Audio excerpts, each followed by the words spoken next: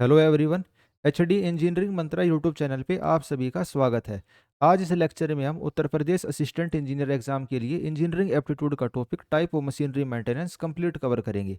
आप किसी भी ब्रांच के स्टूडेंट हो, सिविल, इलेक्ट्रिकल, मैकेनिकल, एग्रीकल्चर, सभी को ये टॉपिक अच्छे से समझ में आने वाला है और इस सिंगल लेक्चर में आपका ये कंप्लीट टॉपिक कवर हो जाएगा।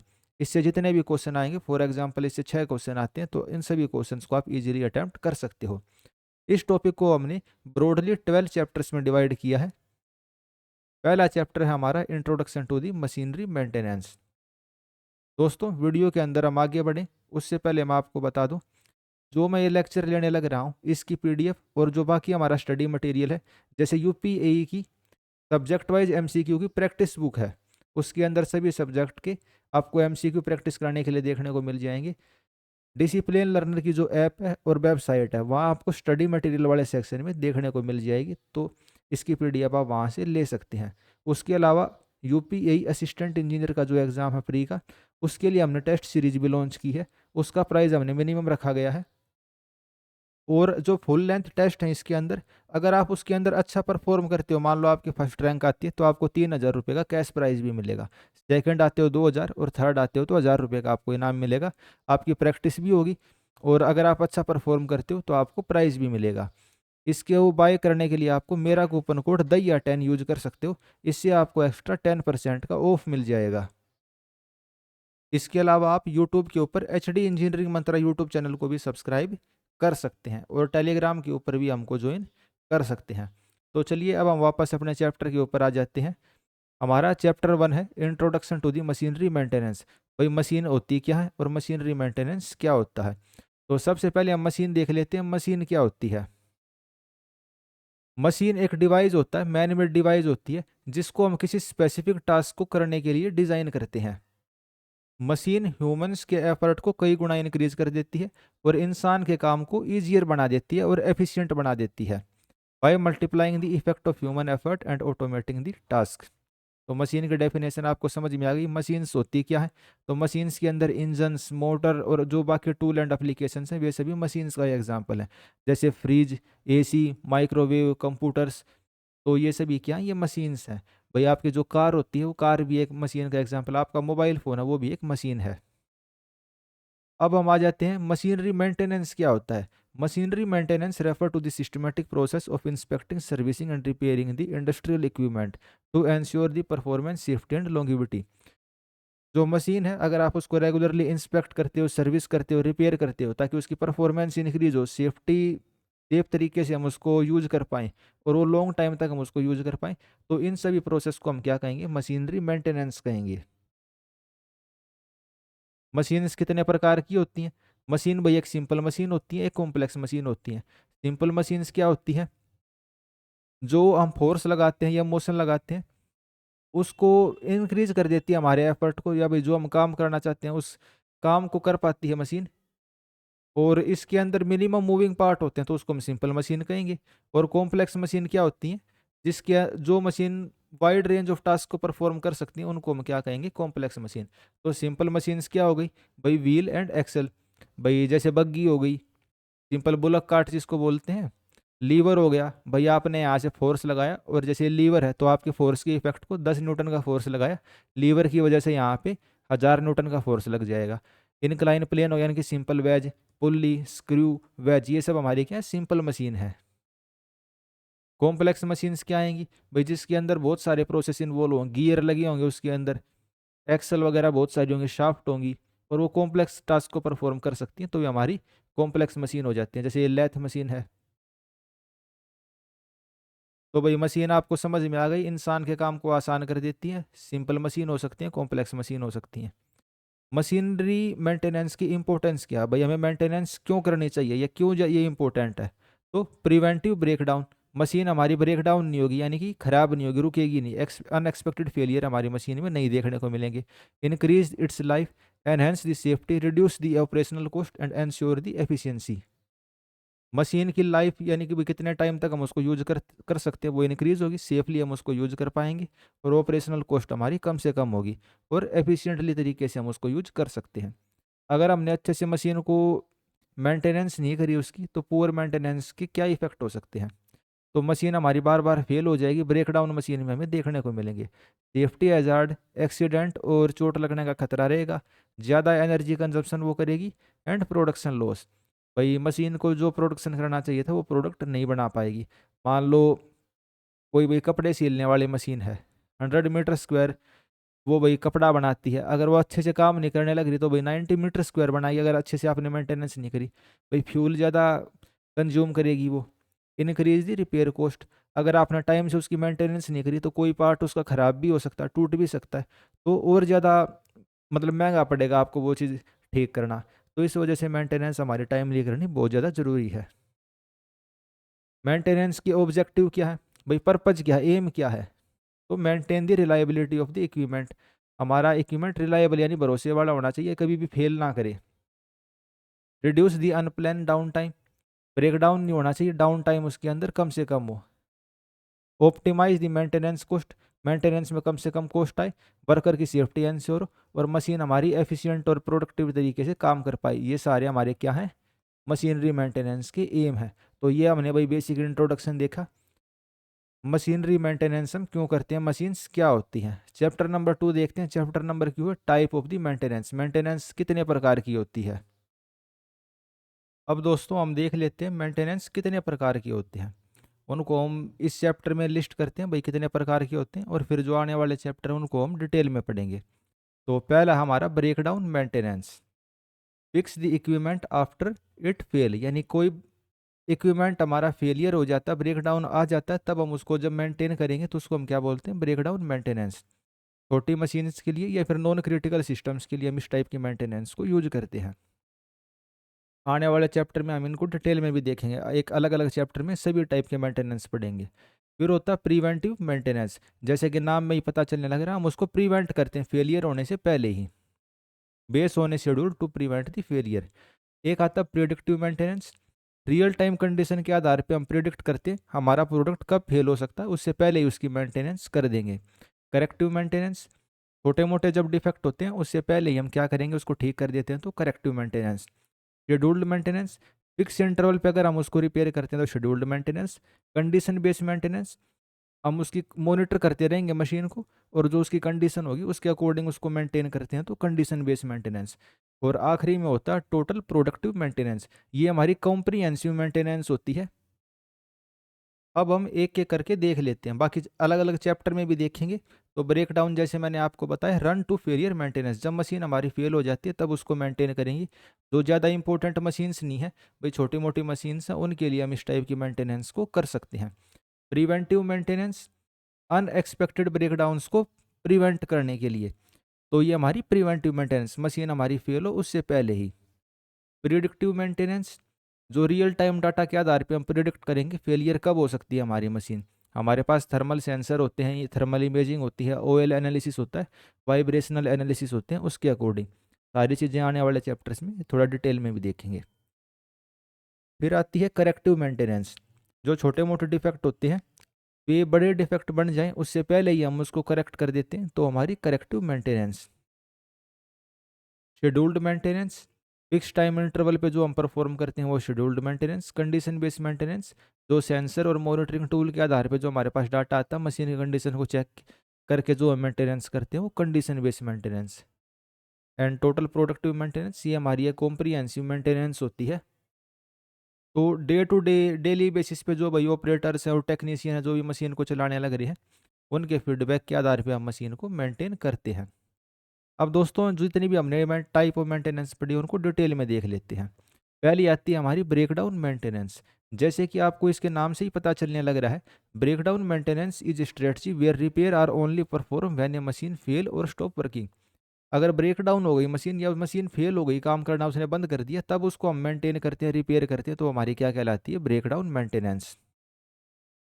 इसकी कैरेक्टरिस्टिक क्या, भाई जब फेलियर होगा तभी हम इसको वो करेंगे।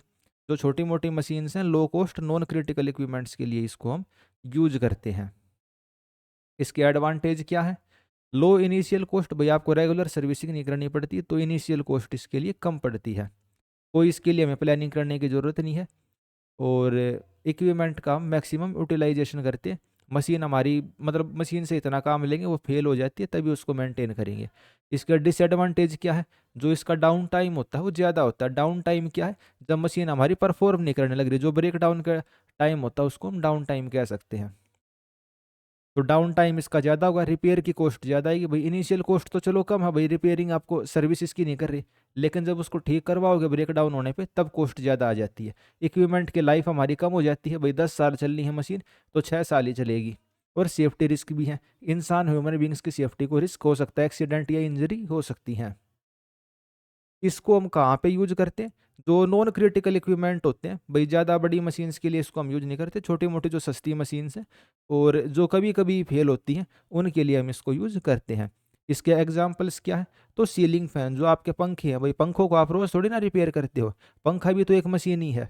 लाइट बल्ब हो गई, तो बल्ब को क्या करता है? बल्ब जब खराब हो जाएगा तो उसको आप फेंक देते हो, उसकी क्या मेंटेनेंस करेंगे? Non essential pump in industry, तो जो ज़्यादा इंपॉर्टेंट पंप नहीं होती इंडस्ट्री के अंदर, उसके साथ भी हम ऐसा ही करते हैं। भाई जब वो खराब हो जाते हैं तब उसको रिपेयर करेंगे। इसका जो प्रोसेस है, इसके अंदर स्टेप्स क्या क्या होंगे? तो स्टेप होते हैं, भाई मशीन हमारी फेल होती है, फेलियर को हम आइडेंटिफाई करेंगे, फिर उसको रिपेयर कर देंगे और रिपेयर करने के बाद हम मशीन को टेस्ट करते हैं। ये बिल्कुल सिंपल टाइप का भाई हमारा मेंटेनेंस का है, ब्रेकडाउन मेंटेनेंस। भाई मशीन फेल हुई, आपने चेक करी, ठीक कर दी और फिर उसको ठीक करने के बाद टेस्टिंग कर दी। ब्रेक डाउन मेंटेनेंस को हम कम कैसे कर सकते हैं, मिनिमाइज कैसे कर सकते हैं? तो भाई हमें ब्रेक डाउन मेंटेनेंस की तरफ नहीं जाना, हम क्या करेंगे? प्रिवेंटिव या फिर प्रिडिक्टिव मेंटेनेंस करेंगे। जो इसके स्पेयर पार्ट होते हैं उनको अपने पास, उनकी इन्वेंट्री रखेंगे अपने पास, ताकि अगर कोई मशीन खराब हो जाती, पार्ट खराब हो जाता है तो तुरंत भी नहीं मंगवाने पड़े, पहले से हमारे पास क्या हो, स्पेयर पार्ट हो उसके। जो ट्रेनर्स होते हैं, जो वर्कर होते हैं, जो ऑपरेटर होते हैं, टेक्नीशियन होते हैं, जो मशीन को ऑपरेट करने लग रहे होते हैं, तो वे फेलियर के साइन को देखेंगे और उसको डिटेक्ट करेंगे। हम स्मार्ट मॉनिटरिंग सिस्टम भी इम्प्लीमेंट कर सकते हैं। तो भाई ब्रेक डाउन मेंटेनेंस हमारा चैप्टर ख़त्म हो गया है। फिर हमारा आता है दोस्तों chapter number 4, preventive maintenance. Video में हम आगे बढ़ें उससे पहले मैं आपको किताब के बारे में फिर बता देता हूँ। भैया आपने किताब अभी तक नहीं ली है तो डिसिप्लिन लर्नर की जो ऐप है वहाँ पे जाके आप इस किताब को ले सकते हो। और जो इसकी टेस्ट सीरीज है, 419 रुपये इसका प्राइस रखा गया है। इसको भी आप डिसिप्लिन लर्नर की ऐप पे जाके इसको बाय कर सकते हैं। आपके एग्ज़ाम की प्रिपरेशन में बिल्कुल हेल्प रहने वाली। और यूट्यूब पे सब्सक्राइब नहीं किया है तो एचडी इंजीनियरिंग मंत्रा को सब्सक्राइब कर लेना। ऑलरेडी जो हमारे और दूसरे लेक्चर हैं यूपीएई के लिए, प्लेलिस्ट भी बनी हुई है और चैनल पे जाके भी आप देख सकते हो। तो प्रिवेंटिव मेंटेनेंस हम देखने लग रहे थे, ये होती क्या है इसकी हम डेफिनेशन देख लेते हैं। जैसा कि आपको इसके नाम से भी पता चलने लग रहा है, प्रिवेंटिव, हम इसको प्रिवेंट करेंगे। ठीक है, प्रिवेंट किसको? फेलियर को प्रिवेंट करेंगे। Refer to the regularly scheduled maintenance activity perform to prevent the equipment failure. हमारी मशीन फेल ना हो, यानी फेलियर को हम प्रिवेंट करेंगे। इसके लिए हम रेगुलर इंटरवल के ऊपर क्या करेंगे? उसको मॉनिटर करेंगे, उसकी परफॉर्मेंस को, और उसको मेंटेन करेंगे। It is A proactive approach that focus on inspection, service and replacing the part at the scheduled interval.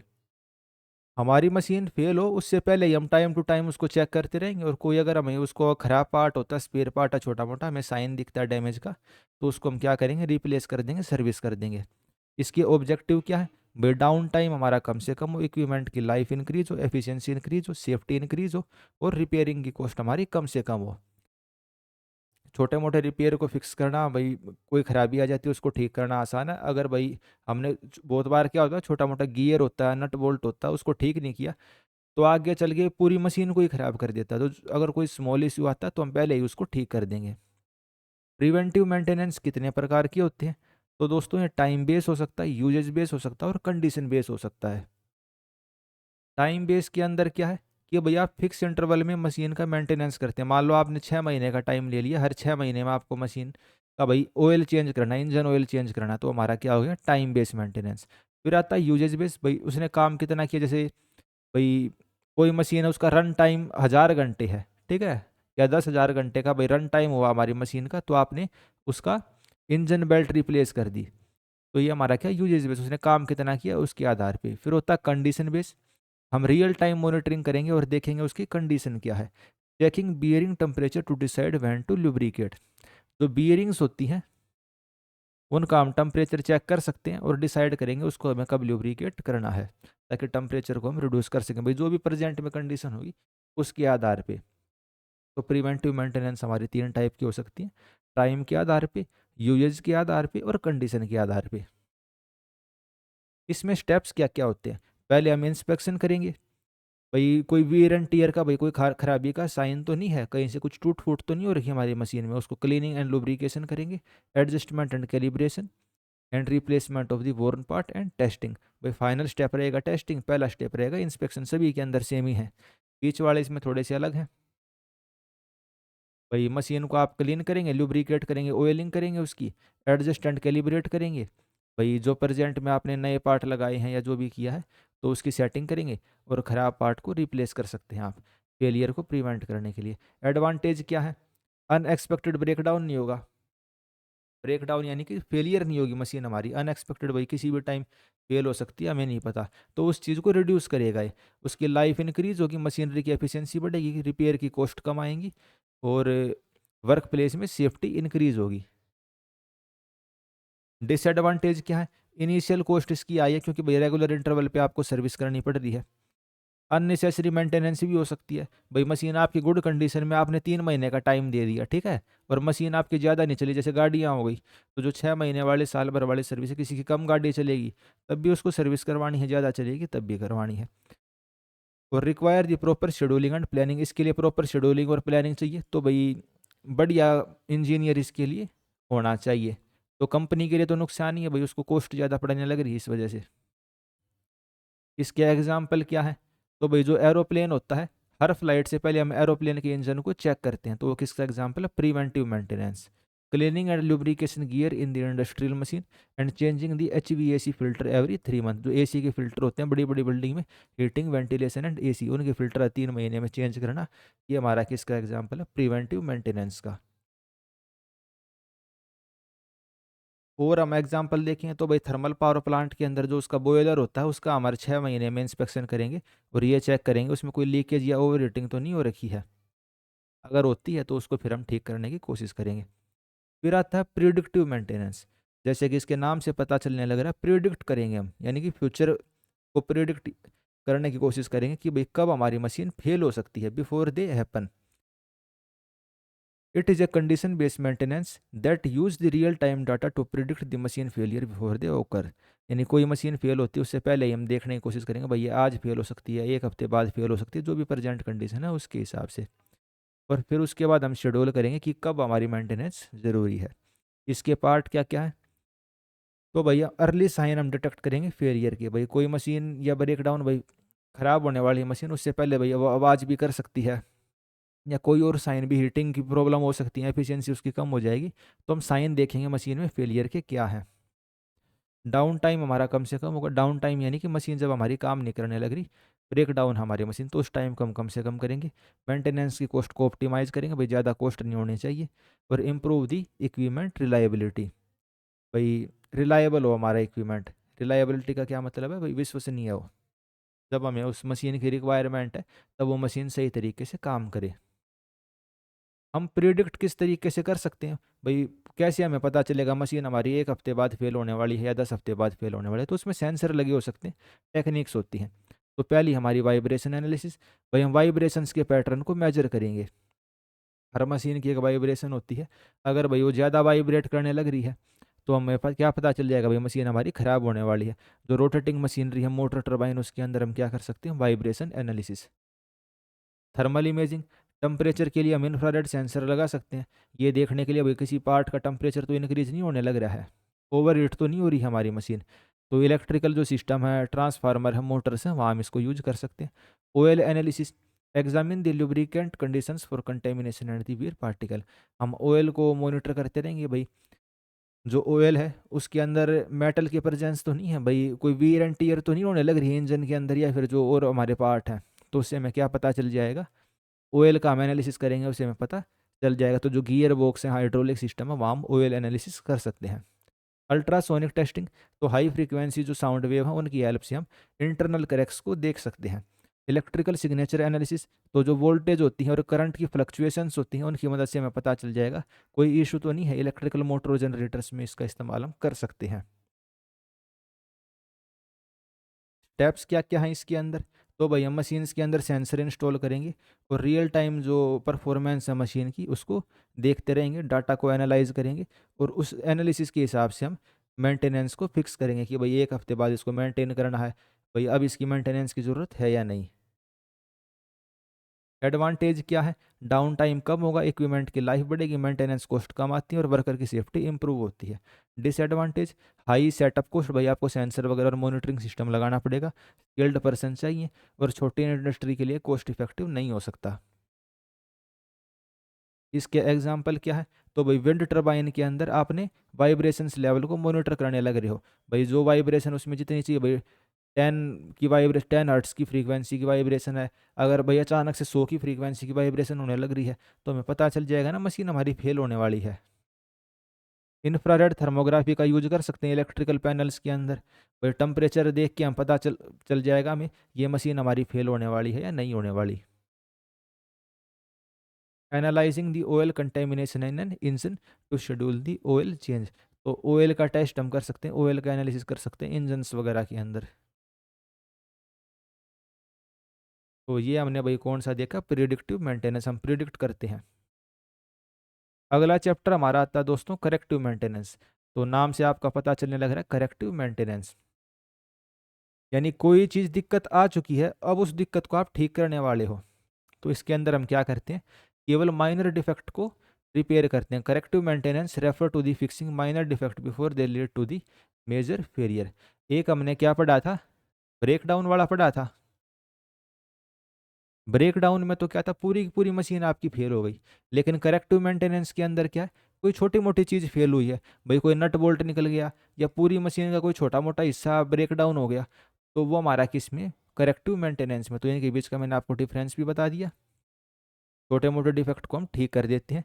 It is a mix of preventive and breakdown maintenance. तो जैसे बताया भाई ब्रेक डाउन के अंदर तो पूरी machine fail हो गई, प्रिवेंटिव के अंदर भाई हम प्रिवेंट करने की कोशिश करते हैं फेलियर को। तो उनका ये मिला जुला रूप है करेक्टिव मेंटेनेंस। कोई छोटा मोटा माइनर डिफेक्ट आ गया तो उसको ठीक करने की कोशिश करते हैं। इसकी ऑब्जेक्टिव क्या है? तो इक्विपमेंट को हम ओरिजिनल वर्किंग कंडीशंस के अंदर रिस्टोर करने की कोशिश करेंगे, फ्यूचर डैमेज को प्रिवेंट करेंगे और जो फेलियर है उसके चांस को कम करेंगे। कितने प्रकार के होते हैं ये? एक होता है इमीडिएट करेक्टिव और एक होता है डेफर्ड करेक्टिव। तो नाम से भी पता चलने लग रहा है। इमीडिएट का क्या मतलब है? भाई तुरंत जैसे डिफेक्ट आया आप उसको तुरंत रिपेयर करने की कोशिश करोगे। जैसे कि हाइड्रोलिक पाइप सिस्टम के अंदर कोई लीकेज है तो आप उसको तुरंत ठीक करोगे। और एक होता है डेफर्ड करेक्टिव मेंटेनेंस, इसमें क्या होता है? आप उसको बाद में भी ठीक कर सकते हो, भाई इतना इंपॉर्टेंट फेलियर नहीं है कि भाई पूरी मशीन ही हमारी फेल हो जाएगी। तो जैसे कन्वेयर बेल्ट है, कन्वेयर बेल्ट के अंदर भाई थोड़ी बहुत कहीं से फट गई या फिर स्क्रैच वगैरह के आपके भाई साइन दिखने लग रहे हैं, तो आप अगली बारी कल परसों जब भी शट डाउन होगा अगला, उसमें उसको ठीक कर सकते हो। तो हमारी डेफर्ड करेक्टिव मेंटेनेंस है। डेफ क्या है? भाई हम आइडेंटिफाई करेंगे, उसको देखेंगे भाई इशू हमारा कितना बड़ा है, फिर शेड्यूल करेंगे और फिर उसको ठीक कर देंगे और आखिरी में टेस्ट करेंगे। एडवांटेज क्या है? कॉस्ट इफेक्टिव है, कोई ज़्यादा प्लानिंग की इसमें ज़रूरत नहीं है, मशीन की अवेलेबिलिटी को ये इंप्रूव करता है, जो छोटा मोटा डिफेक्ट है उसको ठीक कर देगा और बड़े डिफेक्ट को नहीं होने देगा। डिसएडवांटेज क्या है? तो भाई जो छोटे मोटे इशू हैं वो बाद में बड़े इशू भी बन सकते हैं अगर उनको हमने इग्नोर किया, और अनप्लान डाउन टाइम इससे इंक्रीज होता है। एग्जाम्पल क्या है इसके? तो जैसे भाई मैंने बताया मिस अलाइन बेल्ट को कन्वेयर सिस्टम के अंदर हमने फिक्स कर दिया। मिस अलाइन का क्या मतलब है? अलाइन का मतलब है भाई कन्वेयर बेल्ट आपकी ऐसी होनी चाहिए थी, ठीक है, अब हल्की सी ऐसे डिफ्लेक्ट होकर ये ऐसी हो गई, तो मिस अलाइनमेंट हो गई, छोटी मोटी कोई प्रॉब्लम है, चलो काम करने लग रही है लेकिन इतना बड़ा इशू नहीं है। कोई वाल्व वगैरह खराब हो गई, कोई नट वगैरह निकल गया, ठीक है, तो ये सारे हमारे क्या है? करेक्टिव मेंटेनेंस के पार्ट है। छोटा मोटा डिफेक्ट आया लेकिन मशीन हमारी अभी भी चलने लग रही है। तो इसी के साथ भाई करेक्टिव मेंटेनेंस का भी हमारा चैप्टर खत्म हो गया। अगला आता है scheduled maintenance. Scheduled maintenance refer to the planned maintenance activity perform at the predetermined time interval to keep the equipment in an optimal condition. तो प्री प्लान जो मेंटेनेंस एक्टिविटी होती है प्री डिटरमाइंड टाइम इंटरवल पे जो हम करते हैं वो हमारी क्या होती है? Schedule maintenance. नाम से ही पता चलने लग रहा है हम टाइम शेड्यूल, हम शेड्यूल कर देंगे भाई 10 मार्च को हमें मेंटेनेंस करनी है, अगली मेंटेनेंस हम भाई 10 जून को करेंगे, तो इस टाइप से। तो scheduled maintenance. It involve the regular inspection, time to time आप इसको इंस्पेक्ट करोगे, सर्विस करोगे, लुब्रिकेशन करोगे, and part replacement to prevent the failure. Objective क्या है? तो ऑब्जेक्टिव सभी के सेम से ही है। अनइंटरप्टेड ऑपरेशन, भाई लगातार मशीन हमारी ऑपरेट करती रहे, डाउन टाइम उसमें कम से कम आए, इक्विपमेंट की लाइफ इंक्रीज करना, प्रोडक्टिविटी इंक्रीज करना, रिपेयर कॉस्ट को कम से कम करना और सेफ्टी को एनहेंस करना। शेड्यूल्ड मेंटेनेंस कितने प्रकार की होती है? तो शेड्यूल मेंटेनेंस 3 प्रकार की होती है। अगर भाई टाइम के आधार पे आपको शेड्यूल करते हो, यूजेज के आधार पे करते हो, या कंडीशन के आधार पे अगर आप उसको शेड्यूल करते हो, तो ये 3 प्रकार की होती है। इसमें स्टेप क्या है? भाई आप एक मेंटेनेंस का शेड्यूल बनाओगे, रिस्पॉन्सिबिलिटी असाइन करेंगे और इंस्पेक्शन करेंगे, डॉक्यूमेंट से भी प्रिपेयर रहेंगे, एनालाइज एंड इम्प्रूव करने की कोशिश करेंगे। एडवांटेज क्या है? अनएक्सपेक्टेड ब्रेकडाउन से बच जाएंगे, एफिशिएंसी इंक्रीज होगी, प्लांट का ऑपरेशन स्मूथ होगा and long term maintenance cost हमारी रिड्यूस होंगी। डिसएडवांटेज क्या है?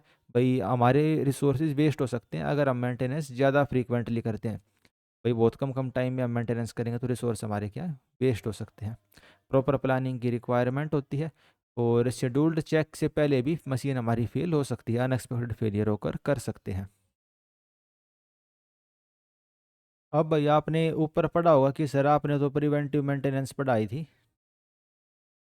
आपने सर क्या पढ़ाई थी? प्रिवेंटिव मेंटेनेंस पढ़ाई थी। और जो सर आप ये पढ़ाने लग रहे हो शेड्यूल्ड मेंटेनेंस, ये तो लगभग सेम से ही है। तो जी ये सेम से तो है, बस इसमें डिफरेंस इतना है, इनके एम के अंदर डिफरेंस है। प्रिवेंटिव मेंटेनेंस में तो अब क्या है भाई, मशीन हम फेल हो तो उससे पहले हम प्रिवेंशन लेने लग रहे हैं। लेकिन शेड्यूल्ड के अंदर क्या है? शेड्यूल्ड में भाई आपने एक शेड्यूल बना दिया, भाई 3 महीने के अंदर, 6 महीने के अंदर आपको इंस्पेक्शन करना है, ठीक है। तो वो हमारा किसका पार्ट है? शेड्यूल्ड मेंटेनेंस का। इनके अंदर ज़्यादा डिफरेंस नहीं है, बस हल्का फुल्का डिफरेंस है। नाम से ही जो आपको पता चलने लग रहा है, बस उतना ही डिफरेंस है इसमें। चैप्टर नंबर 8 क्या हमारा? Condition based maintenance. जो भी हमारे इक्विपमेंट की कंडीशन होगी उसके आधार पे जो हम मेंटेनेंस करेंगे वो हमारी क्या कहलाएगी? Condition based maintenance.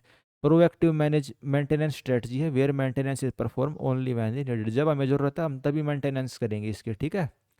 इसमें हम क्या करेंगे? रियल टाइम मॉनिटरिंग इंस्ट्रूमेंट का यूज करते हैं। तो कौन कौन सी टेक्निक्स इसके अंदर होती हैं? वाइब्रेशन एनालिसिस, भाई हम वाइब्रेशंस को स्टडी करेंगे, इंफ्रारेड थर्मोग्राफी टेम्परेचर देखेंगे, ऑयल को स्टडी करेंगे, अल्ट्रासोनिक टेस्टिंग करेंगे और मोटर करंट को एनालिसिस करेंगे और देखेंगे कि भाई इसको मेंटेनेंस की ज़रूरत है कि नहीं है, ठीक है। तो ऊपर हमने पढ़ा था प्रिडिक्टिव मेंटेनेंस, उसमें भी कहा था सर आपने ये सभी टेक्निक को यूज़ करते हैं। तो जो हमारा वो था ना प्रिडिक्टिव मेंटेनेंस, उसके अंदर क्या था? हम प्रिडिक्ट करने लग रहे थे।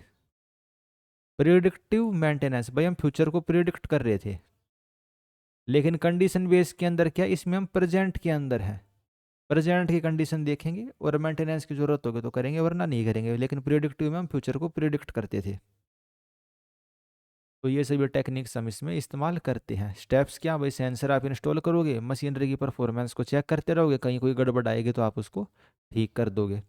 एडवांटेज क्या है? मेंटेनेंस की कॉस्ट हमारी कम होती है, डाउन टाइम कम होएगा और सडन ब्रेकडाउन को ये प्रिवेंट करता है। डिसएडवांटेज क्या? कॉस्ट ज़्यादा रहेगी, भाई सेंसर वगैरह आपको लगाने पड़ेंगे, ट्रेंड पर्सनल चाहिए और स्मॉल स्केल इंडस्ट्रीज़ के लिए इतना फ़ायदेमंद नहीं है।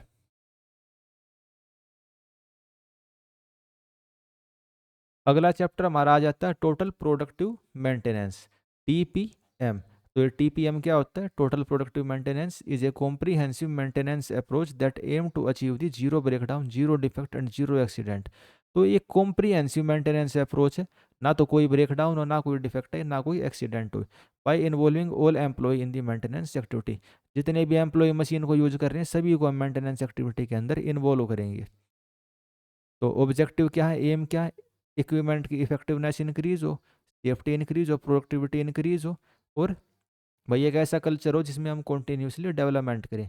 पिलर क्या है इसके? तो autonomous maintenance, planned maintenance, quality maintenance, focus, early equipment maintenance and training and education. Autonomous maintenance का क्या मतलब है? भाई जो हमारा ऑपरेटर है जो उस मशीन को चलाने लग रहा है, छोटी मोटी जो मेंटेनेंस है भाई साफ सफाई करनी, इंस्पेक्शन की, वो हमारा ऑपरेटर खुद से कर लेगा, हमें अलग से इंजीनियर की या भाई एक्सपर्ट बुलाने की जरूरत नहीं। तो हमारा क्या हो गया? Autonomous maintenance. प्लान्ड मेंटेनेंस क्या होता है? तो इसके अंदर मेंटेनेंस एक्टिविटी पहले से हम प्लान करेंगे, यानी कॉम्प्रिहेंसिव है, इसके अंदर सारी जो एक्टिविटी हमने ऊपर पढ़ी वे सारी इन्वॉल्व है। Quality maintenance, defect free production through the proper machine maintenance. Focused improvement, भाई हम फोकस करते रहेंगे ताकि ज़्यादा से ज़्यादा और इम्प्रूवमेंट हो सके। अर्ली इक्विपमेंट मेंटेनेंस, भाई आप ऐसी मशीन डिज़ाइन करोगे जिसकी मेंटेनेंस करना आसान हो। ट्रेनिंग एंड एजुकेशन, जो भाई वर्कर मशीन को चलाने लग रहे हैं छोटे मोटे मेंटेनेंस वे खुद से कर लें, इसलिए आप उनको ट्रेनिंग दोगे। इसमें स्टेप्स क्या क्या है, भाई आप जितने भी एम्प्लॉय मशीन को चलाने लग रहे हैं उसको ट्रेन करोगे।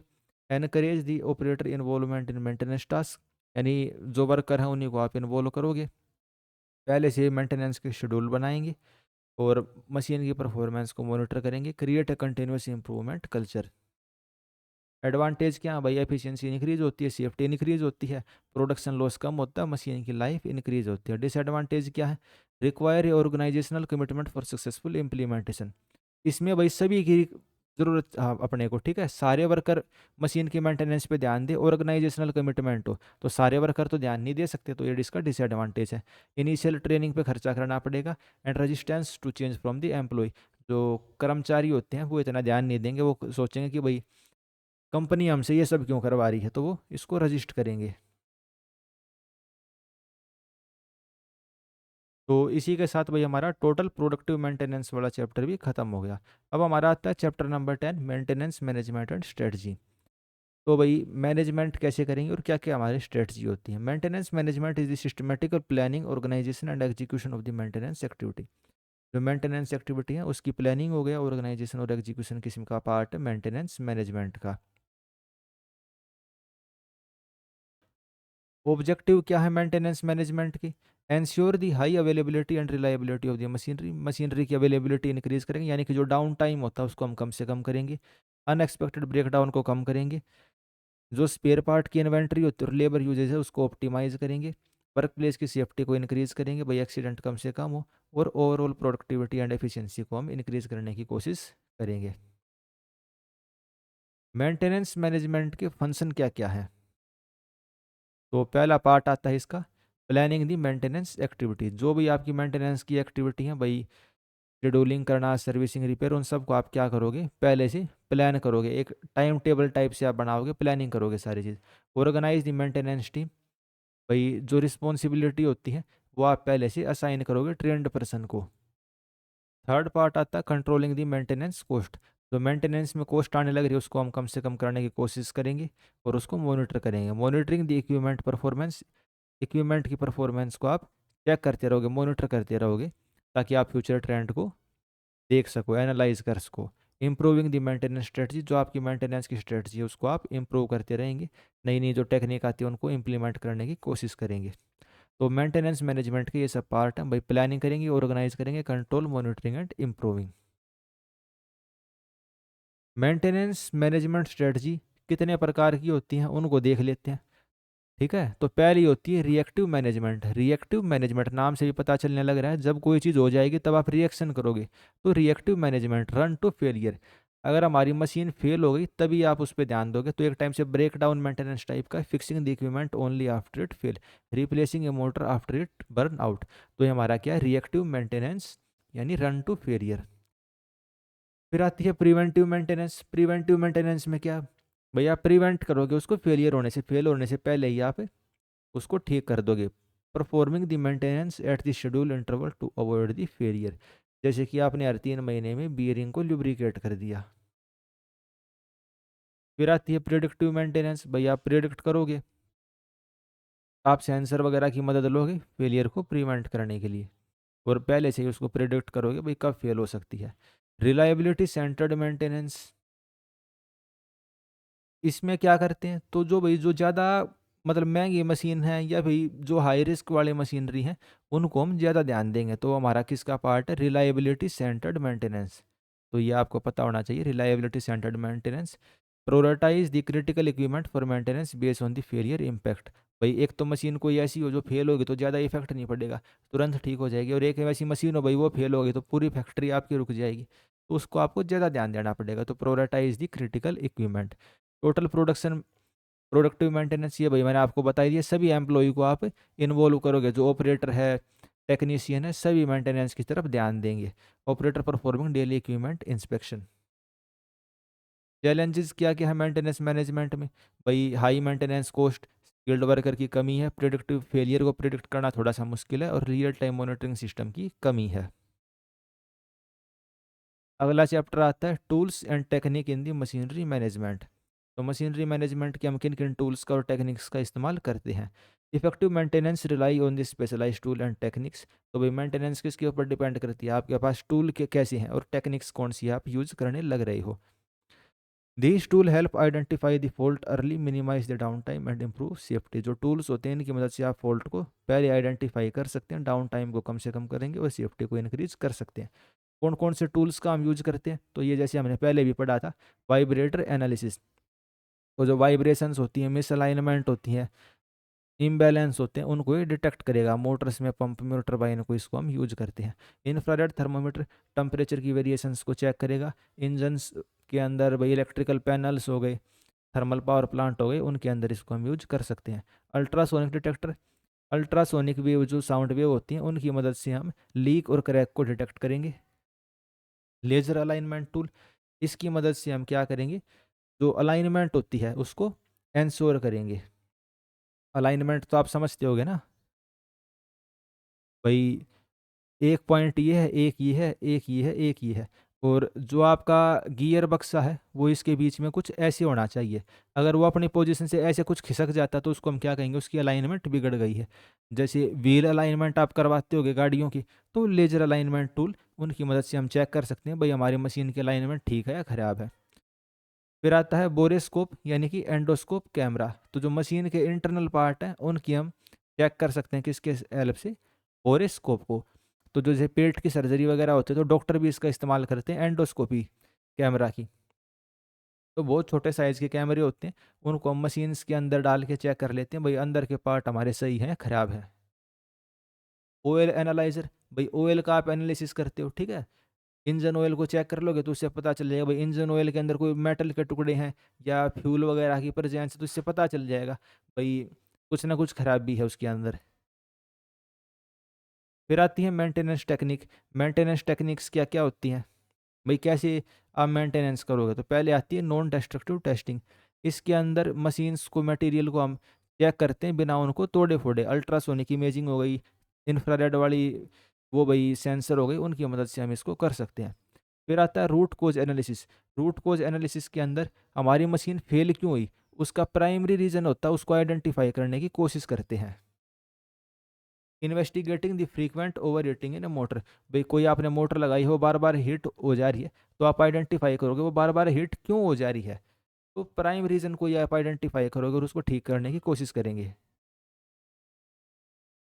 फिर आता है failure mode and effect analysis. इसको हम क्या बोलेंगे? FMEA। इसके अंदर क्या करते हैं? Failure mode and effect analysis is a proactive risk management method use to identify and assess the potential failure in a product or process, aiming to prevent them or mitigate their impact by analyzing the potential failure mode and their effect। तो जैसे आपको नाम से ही पता चलने लग रहा है, फेलियर मोड, भाई फेलियर कैसे कैसे हो सकता है, एंड इफेक्ट, फेल होने से इफेक्ट क्या पड़ेगा। ठीक है भाई, कोई मशीन है, मशीन में एक दो तीन पार्ट लगे हुए हैं भाई, पहला पार्ट खराब होता है तो कोई नहीं, चलो उसको तुरंत रिप्लेस कर देंगे। दूसरे वाला है भाई खराब होगा तो कोई फर्क नहीं पड़ेगा, लेकिन तीसरे वाला पार्ट हमारा फेल होता है तो पूरी की पूरी मशीन हमारी ब्रेक डाउन हो जाएगी। तो हमने इफेक्ट को एनालाइज किया है भाई, फेलियर कैसे कैसे हो सकता है और उसका क्या इफेक्ट होगा, तो वो हम पहले ही देख लेते हैं। वो हमारा क्या आता है? FMEA analysis. इसको हम क्या बोलेंगे? FEA analysis, failure mode and effect analysis. Future में जो फेलियर रिस्क है और उसका इफेक्ट। फिर आता है 5S टेक मैथडोलॉजी। फिर हमारा अगला मेथड क्या आता है? 5S methodology. इसके अंदर क्या होता है? Organise the workplace for efficiency and safety. जो आपका वर्क प्लेस है, एक तो वहाँ पे सारा सामान इधर उधर फैला हुआ है, किसी को नहीं पता भाई गियर कहाँ पे रखे हुए हैं, नट पेच कहाँ पे रखे हुए हैं, कौन सी मशीन कहाँ पे, सब ऐसे ही फैला हुआ है। और एक ऐसी आपका वर्क प्लेस हो भाई, एक आपकी भाई वर्कशॉप ऐसी हो, सारे इंस्ट्रूमेंट एक अरेंजमेंट में ढंग से रखे हुए हैं, तो वहाँ पे कोई दुर्घटना होने का खतरा कम रहेगा। तो हम पूरे वर्क प्लेस को अच्छे से ऑर्गेनाइज करते हैं एफिशिएंसी और सेफ्टी के लिए। तो हमारा कौन सा मेथड है? 5S method. Sorting the tool in a maintenance workshop इसका एक एग्जाम्पल है। ये 5S कौन से होते हैं? Sort, set in order, shine, standardise and sustain. इनको एक एक करके हम देख लेते हैं। 5S टेक्निक होती है शॉर्ट। शॉर्ट यानी एक टाइप से फिल्टर करना, सारी चीज़ों को अलग अलग ढंग से जचा जचा के रखना। Keeping what is necessary and discard everything else when in doubt throw it out. ठीक है, यानी आपने छाट लिया अपने सामान को तो उसको हमने क्या बोल दिया? शॉर्ट। जो चीज़ चाहिए हम केवल उसी चीज़ को रखेंगे, जो चीज़ अपने को नहीं चाहिए उसको फेंक देंगे। कीप वट इज नेसेसरी, ये शॉर्ट का एग्जाम्पल है। फिर सेट इन ऑर्डर, सारे टूल्स को आप अरेंज करोगे और उसको लेबल कर दोगे। नेसेसरी आइटम्स को आप रखोगे और जो अननेसेसरी हैं उनको अलग से भाई अच्छे से जचा के रखोगे। Set in order. शाइन, भाई सब कुछ नीट एंड क्लीन रहेगा। Keeped everything Swift and clean for inspection for safety and preventive maintenance. फिर आता है स्टैंडर्डाइज। स्टैंडर्डाइज का क्या मतलब है? The state that exist when the first three pillar of S R properly maintain. तो शुरू के तीन आपने अच्छे से उसको शॉर्ट कर लिया, भाई अच्छे से आपने छाट लिया, उसको अच्छे से ऑर्डर में रख दिया, साफ सुथरा रख लिया, तो इसका आपने क्या कर लिया? स्टैंडर्डाइज कर लिया। और सस्टेन, जो भाई हमने स्टेप करे हैं उनको आपको सस्टेन करना है। ऐसे नहीं कि आज आपने साफ सफाई कर ली, किसी की चेकिंग वैकिंग आने वाली थी और अगले हफ्ते फिर वापस से सब ऐसे ही मिक्स कर दिया। तो ये हमारे 5S का भाई टेक्निक होती है, मेंटेनेंस टेक्निक है हमारी। फिर आती है काइजन। काइजन क्या होती है? Kaizen process follow the PDCA cycle. Kaizen कौन सी साइकिल को फॉलो करता है? PDCA साइकिल, यानी कि कंटिन्यूस इंप्रूवमेंट। P मतलब प्लान, D मतलब डू, C मतलब चेक, A मतलब एक्ट। तो इसको हम डीमिंग साइकिल या कंटिन्यूस इंप्रूवमेंट साइकिल भी बोलते हैं। Encourage small and continuous improvement in the maintenance process. Maintenance process के अंदर छोटे छोटे और कंटिन्यूस हम इंप्रूवमेंट करते जाएंगे तो हमारा क्या है? Kaizen improvement. Reducing the time for equipment servicing. Equipment servicing का जो टाइम होता है उसको हम रिड्यूस करेंगे। काइजन में हमने क्या देखा? PDCA। तो भाई काइजन साइकिल में सभी एम्प्लॉयज़ को हम इन्वॉल्व करेंगे, जो प्रॉब्लम्स हैं उनको आइडेंटिफाई करेंगे, सॉल्यूशंस एनकरेज करेंगे। भाई एम्प्लॉय से पूछेंगे बताओ भाई क्या सॉल्यूशन हो सकता है, सॉल्यूशन को टेस्ट करेंगे और अगर वो सही सॉल्यूशन है तो उसको रेगुलरली मेजर करेंगे, रिजल्ट को एनालिसिस करेंगे, सक्सेस होता है तो उसको अडॉप्ट करेंगे और फिर इसी साइकिल को रिपीट करेंगे। यानी कि कंटिन्यूस इंप्रूवमेंट है इस काइजन साइकिल के अंदर। काइजन में क्या? Small continuous improvement. PDCA cycle होती है, plan, do, check and act. और ये 5S हमने इसके अंदर देख ही लिए, 5S मैथडोलॉजी के अंदर। भाई sort, set in order, shine, standardise and sustain. तो इसी के साथ भाई हमारा 11 नंबर चैप्टर भी कंप्लीट हो जाता है। तो इंजीनियरिंग मटेरियल का अब हमारा चैप्टर नंबर 12 आ जाता है, रिसेंट ट्रेंड इन दी मशीनरी मेंटेनेंस। हाल फिलहाल में क्या क्या इसके अंदर इंप्रूवमेंट हुई है, क्या क्या टेक्नोलॉजी आई हुई है। तो field of machinery maintenance is evolving with the advance technology that improve efficiency, cost and enhance equipment reliability. जैसे अब भाई 5G 6G का ज़माना, आर्टिफिशियल इंटेलिजेंस आ चुकी है, तो टेक्नोलॉजी हमारी काफ़ी इंप्रूव हो चुकी है। तो क्या क्या नई टेक्नोलॉजी इसमें आ चुकी है? तो internet of thing. Internet of things क्या होती हैं? ये चीज़ हम पहले भी कई बार पढ़ चुके हैं। जो आपका हार्डवेयर होता है, मशीन्स होती हैं, उसको आप इंटरनेट के साथ कनेक्ट कर देते हो तो इंटरनेट ऑफ थिंग बन जाती है। इंडस्ट्रियल में कैसे काम करेगी? तो जो सेंसर होते हैं रियल टाइम डाटा को कलेक्ट करेंगे और इंटरनेट पे भाई जो भी इंजीनियर रिस्पॉन्सिबल है उस तक सारा डाटा पहुंचता रहेगा। Artificial intelligence and machine learning. Artificial intelligence जो होता है मशीन डाटा को देखेगा और एनालाइज करेगा, भाई फेलियर तो नहीं हो रहा है। Augmented reality for maintenance. Augmented reality क्या होती है? भाई जैसे कि मेटावर्स वगैरह है, ठीक है, तो मशीन के अंदर या फिर और चीज़ें आप देख सकते हो, इसके अंदर सेंसर वगैरह होते हैं। रियल टाइम रिपेयर गाइड इससे आप प्रोवाइड होती है। ड्रोन्स का इस्तेमाल हम कर सकते हैं ऐसे एरिया तक पहुंचने के लिए जहाँ इंसान नॉर्मली नहीं जा सकता। पेयर पार्ट बनाने के लिए 3D प्रिंटिंग का यूज कर सकते हैं। Digital twin technology create a virtual replica of machine for monitoring and testing. तो किसी मशीन को हम कंपेयर करेंगे, जो सही वाली मशीन है, भाई डिजिटल आपकी कॉपी है और एक मान लो ये असली में मशीन है और ये डिजिटल, आपस में कंपेयर करके हम चेक कर सकते हैं हमारी मशीन सही से काम करने लग रही है कि नहीं करने लग रही। इसके बेनिफिट क्या है? तो फेलियर हमारा कम से कम होगा, मेंटेनेंस की कॉस्ट कम होगी, मशीन की लाइफ स्पेन इंक्रीज होगी और वर्कर की सेफ्टी हमारी इंक्रीज होती है। चैलेंजेस क्या है? भाई इन्वेस्टमेंट कॉस्ट ज़्यादा है, सेंसर और आर्टिफिशियल इंटेलिजेंस में स्किल्ड वर्कफोर्स की ज़रूरत चाहिए और साइबर सिक्योरिटी के कंसर्न, भाई हैकिंग वगैरह हो सकती है। तो इसी के साथ भाई हमने जो इंजीनियरिंग मटेरियल है वो पूरा चैप्टर कर लिया है। तो मैराथन वीडियो अगर आपने दूसरे सब्जेक्ट की नहीं देखी तो उनको भी आप देख सकते हो, अच्छे से कवर की गई हैं। भाई जैसे सर ने कवर करवाई है डिजास्टर मैनेजमेंट, मैंने ह्यूमन सैनिटेशन करवा दी। और जो ये यूपीएई के लिए टेस्ट सीरीज है 419 रुपये में फ़िलहाल अवेलेबल है। 10 या 10 कूपन कोड यूज़ करोगे तो 10% एक्स्ट्रा डिस्काउंट हो जाएगा। किताब ट्राई करनी है, स्टडी मटेरियल वाले सेक्शन के अंदर आपको फ्री में मिल जाएगी ये। ठीक है, तो इस किताब को आप बाय कर सकते हो। तो भाई इस वीडियो में इतना ही रखते हैं। आपने वीडियो को यहाँ तक देखा, आपका बहुत बहुत धन्यवाद। आपको कैसी लगी, कोई आपका सजेशन हो तो आप बता सकते हो। पीडीएफ कहाँ मिलेगी, ऐप के ऊपर मिलेगी, वो मैंने आपको बता ही दिया है। टेलीग्राम पे आप ज्वाइन कर लेना। चैनल अगर आप तक आपने सब्सक्राइब नहीं किया है तो चैनल को आप सब्सक्राइब भी कर देना। अपने दोस्तों के साथ वीडियो को शेयर भी करना। इस वीडियो में इतना ही रखते हैं। आपके एग्ज़ाम के लिए मेरी तरफ से आपको best of luck. Thank you.